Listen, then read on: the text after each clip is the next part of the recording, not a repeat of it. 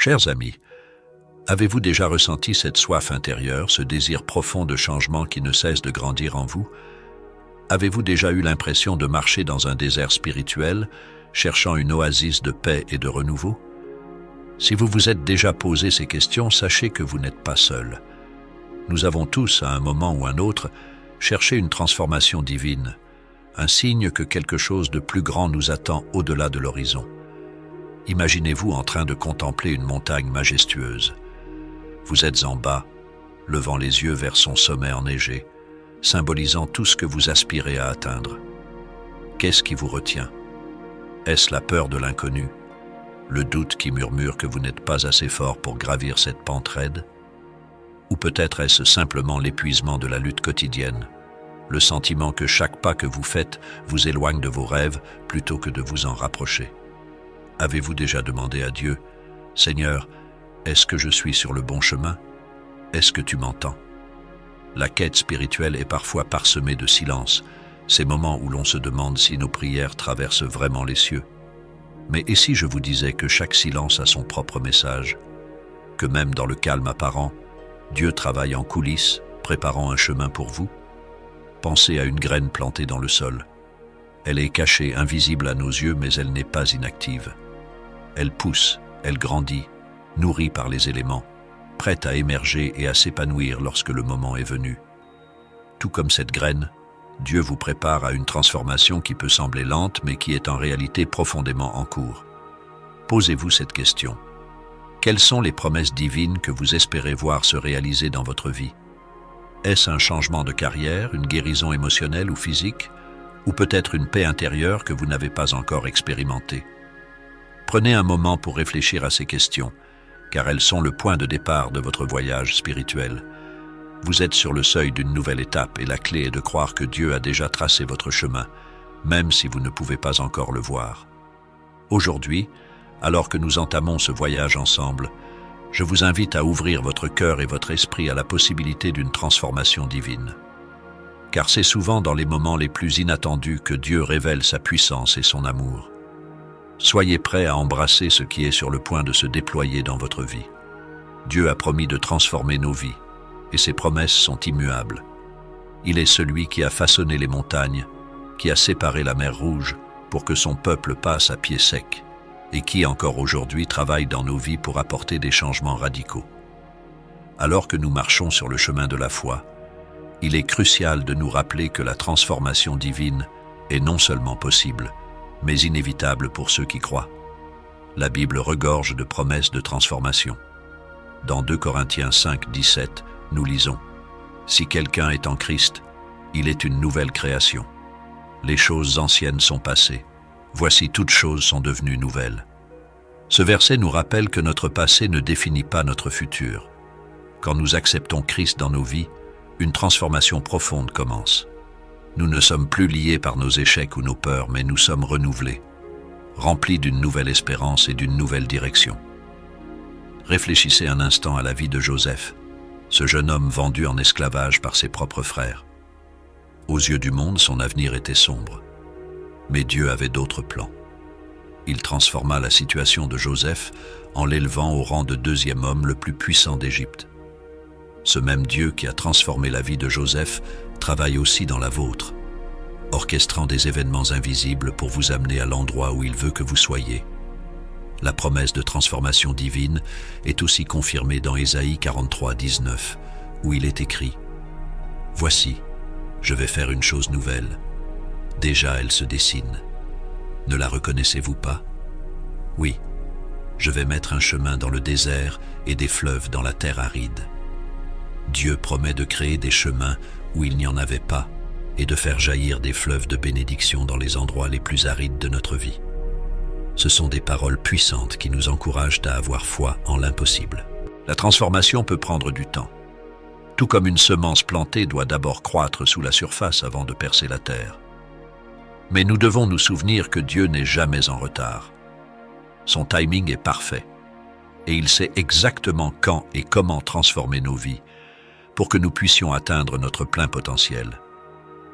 Peut-être ressentez-vous aujourd'hui que votre vie stagne ou que vos prières restent sans réponse. N'oubliez pas que chaque saison a son but. La patience et la foi sont essentielles alors que nous attendons que Dieu révèle ses plans. Chaque épreuve, chaque retard apparent, est une opportunité pour Dieu de travailler en vous et de préparer le terrain pour une récolte abondante. Alors que vous contemplez cette promesse de transformation, gardez en tête que vous n'êtes jamais seul. Dieu vous accompagne à chaque étape du chemin, façonnant votre caractère, affinant votre foi et vous préparant pour les grandes choses qu'il a en réserve. Embrassez ce processus de transformation avec confiance et anticipation, car Dieu est sur le point de faire quelque chose de nouveau et de merveilleux dans votre vie. Dans le cheminement spirituel, le doute et la foi se présentent souvent comme deux forces opposées, tiraillant le croyant entre l'incertitude et la confiance. Aborder ces concepts est essentiel pour comprendre comment ils influencent notre relation avec Dieu et notre capacité à recevoir ses bénédictions. Le doute est une réalité que beaucoup rencontrent, même les plus fervents croyants. Il peut surgir de multiples sources, des épreuves de la vie, des attentes non satisfaites ou même des enseignements contradictoires. Pourtant, le doute n'est pas une faiblesse inhérente, mais une opportunité de croissance. Il pousse à une introspection profonde, à chercher des réponses et finalement à renforcer la foi. C'est un processus naturel dans la quête de vérité spirituelle. Le doute peut être un catalyseur pour une foi plus profonde et plus authentique, mais seulement s'il est abordé de manière constructive. La foi, en revanche, est la certitude dans l'invisible, la confiance en la promesse de Dieu malgré les circonstances. Elle est souvent décrite comme le moteur des miracles, une force qui dépasse la compréhension humaine. La Bible regorge d'exemples où la foi a conduit à des transformations miraculeuses, la guérison des malades, la libération des captifs et la provision en temps de besoin. Cependant, il est crucial de comprendre que la foi n'est pas une croyance aveugle. Elle est fondée sur la connaissance de Dieu, de sa nature et de ses promesses. Elle est nourrie par l'étude des Écritures, la prière et la communion avec d'autres croyants. Surmonter le doute nécessite donc un engagement actif. Cela commence par une reconnaissance honnête de nos doutes et une volonté de les confronter. Il s'agit de ne pas les ignorer ou les cacher, mais de les présenter à Dieu dans la prière, en demandant sagesse et discernement. L'un des moyens les plus puissants de combattre le doute est de méditer sur les promesses de Dieu et de se rappeler de ses actions passées. Les témoignages personnels et les récits bibliques servent de rappel constant de la fidélité de Dieu. Ils montrent que, même dans les moments les plus sombres, Dieu est présent et à l'œuvre. La communauté de croyants joue également un rôle crucial dans ce processus. Les discussions honnêtes et ouvertes sur le doute et la foi peuvent fortifier les uns les autres. Les témoignages de ceux qui ont surmonté des périodes de doute peuvent offrir encouragement et perspective. Cela crée un environnement où il est sûr de poser des questions et de chercher des réponses, sans crainte de jugement. La foi en Jésus-Christ en particulier est centrale dans cette discussion.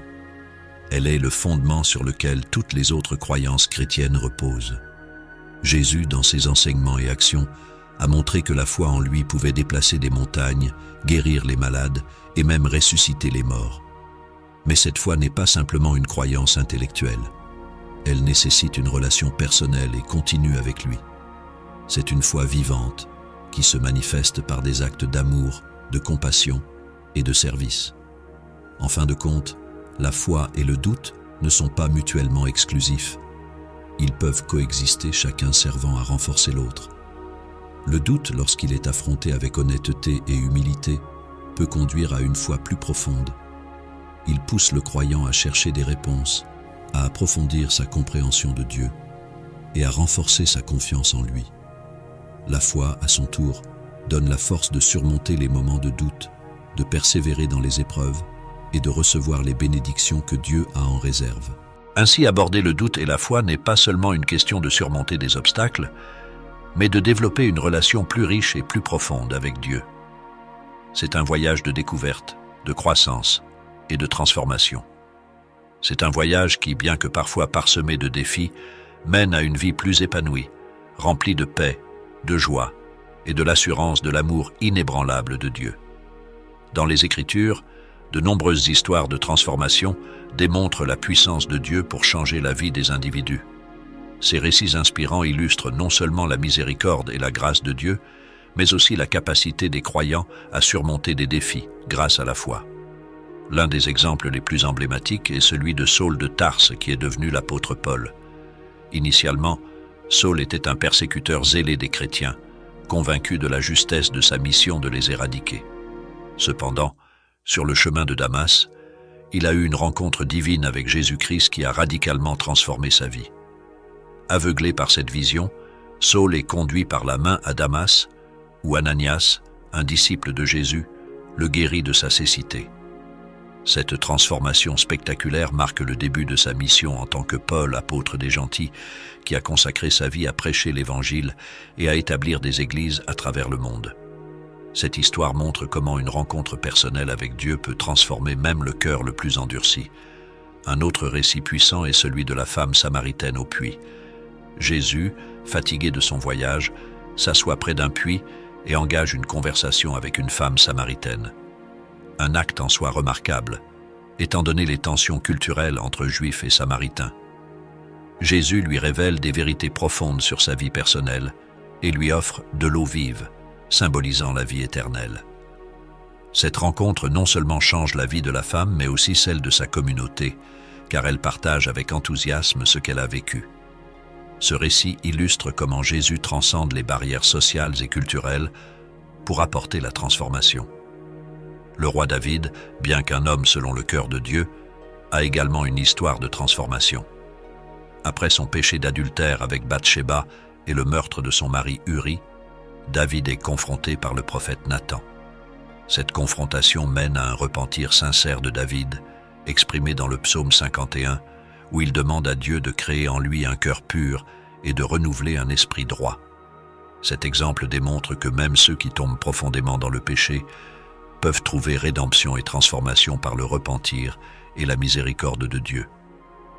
Ces histoires ne sont pas seulement des récits du passé. Elles résonnent avec les croyants d'aujourd'hui, rappelant que Dieu est toujours à l'œuvre, transformant des vies de manière spectaculaire et subtile. Elles montrent que peu importe le passé ou les erreurs, Dieu offre toujours une nouvelle chance et une nouvelle direction. Dans le voyage de la foi, les croyants rencontrent souvent des obstacles qui cherchent à les détourner de leur chemin. Ces obstacles peuvent être attribués à l'ennemi, communément identifié dans les Écritures comme Satan ou le diable. Le rôle de l'ennemi est de semer le doute, la peur et le découragement, cherchant à affaiblir la foi des croyants et à les éloigner de Dieu. Le diable est décrit comme un menteur et le père du mensonge, cherchant constamment à tromper les gens sur la vérité de Dieu et sur leurs propres valeurs. Il utilise divers stratagèmes pour cela, y compris des accusations, des tentations et des fausses promesses. L'exemple de Job dans la Bible est emblématique. Satan obtient la permission de Dieu pour tester la foi de Job en lui infligeant des souffrances et des pertes. Cependant, malgré les épreuves, Job reste fidèle à Dieu et sa foi est finalement récompensée. Un autre exemple est celui de Jésus dans le désert, où il est tenté par le diable après 40 jours de jeûne. Satan tente de le séduire avec des promesses de pouvoir et de richesse, cherchant à détourner Jésus de sa mission divine. Cependant, Jésus répond à chaque tentation avec les Écritures, démontrant l'importance de connaître et de s'appuyer sur la parole de Dieu pour résister aux attaques de l'ennemi. Malgré ces attaques, les croyants ne sont pas sans défense.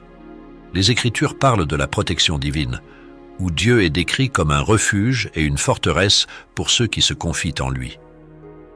Le psaume 91, par exemple, parle de la sécurité sous les ailes de Dieu, une métaphore de sa protection et de sa présence constante. De plus, le Nouveau Testament exhorte les croyants à revêtir l'armure de Dieu. Éphésiens 6, 10, 18. Comprenant la vérité, la justice, la foi, le salut, la parole de Dieu et la prière, comme des outils pour se défendre contre les ruses du diable. Ainsi, bien que l'ennemi cherche à entraver le chemin des croyants, la protection divine et la puissance de la foi offrent une sécurité et une assurance.